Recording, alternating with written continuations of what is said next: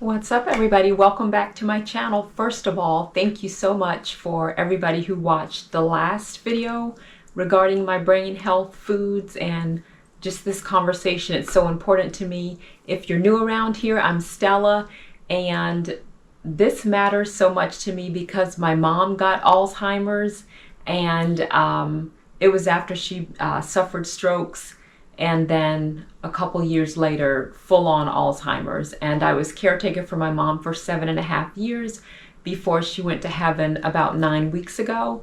And so this is a big topic that I knew I would spend, a lot of time the rest of my life devoted to talking about and making sure nobody else, hopefully no one else. Of course, that's quite wishful thinking, but at least starting the conversation so that maybe less people will experience Alzheimer's and experience what I went through with my mom. So, fish. You think I would have started with fish on the first video and not the berries and the beets and, the extra virgin olive oil, but that just happened to be what I was going to have for breakfast that day. So I just went to the grocery store because I needed to get more fish, and I'm going to show you the types of fish and some other brain health foods that I eat. My favorite types of fish are actually the grouper and flounder, but what I noticed when talking about brain health, you want to be very, you want to do your own research, but what I've found is that sardines, tilapia, and salmon are the best. Now, I would recommend eating this type salmon because it's just the plain fillets. If you could just see, it's the plain fish there. So you can prepare it whatever way you want. We want to stay away from processed foods. So that's why I generally would not buy this. And you may be like, well, why do you have it in your hand? So Mom would eat tilapia, but she liked this specific type. So, and I couldn't really find the plain fillets. I'm sure they were in the store, but this was what she would eat. So this is the last box that I had left over from when the Queen Mom was here on the scene. So that's that, but I don't actually like this type of tilapia.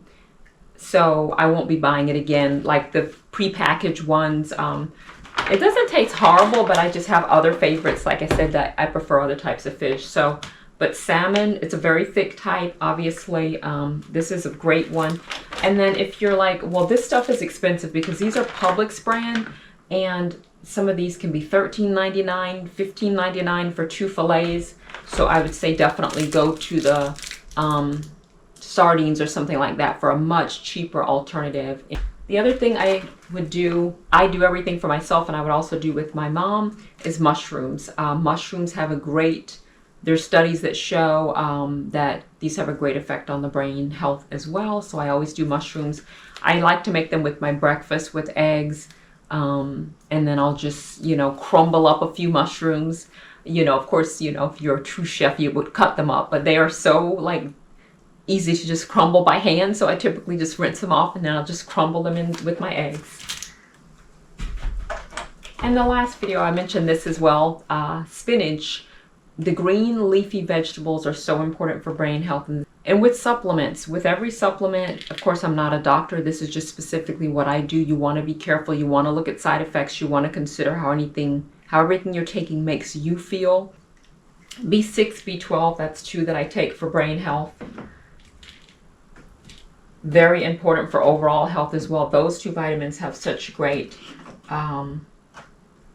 benefits. And then I have the D3 and the K2D3. Vitamin D obviously is so important for not just brain health, but bone health and so many things as we're aging as well. So these are 2 that I take. Talking about fish, so cod is obviously a fish, a type of fish. So I do the cod liver oil, and I've done these, all of these that I'm showing you, I've probably done at least 15 years. I've been taking this stuff. This is one I just started taking about a year and a half ago. This is ginkgo biloba, or ginkgo is a type of tree that is found in China, and in Chinese medicine, they would use this for many different benefits. And this is something that is a brain health booster as well. There are side effects to ginkgo biloba, so once again, I'm not a doctor. I'm not saying you should take it. I'm just saying this is something that I take and something that I would suggest researching as you're on your own brain health journey. There's so many things we can do for our brain, and it starts, inside out, as everything else, right? Sleep, diet, exercise, learning new skills. This year, now that I have the freedom to do so, I've been considering, okay, I should take maybe learn to skate lessons again, because you get to learn new skills in each learn to skate class. Like, I had so much fun the first time I did that when I was 40 years old, and I did it again about 7 years ago when I was 43, 44 years old. And I took it again to learn some more skills. So I just started learning Spanish online. But for this video, thank you so much for watching. If you have any questions or comments, please leave them below. And I hope you speak with your loved ones about brain health. There's going to be more fun content coming up. I'm not just going to, spend every single video talking about brain health. Beautiful to come out here.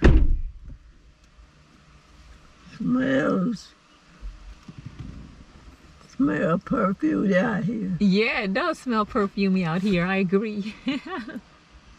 Very perfume-like. Star jasmine, that's definitely helpful.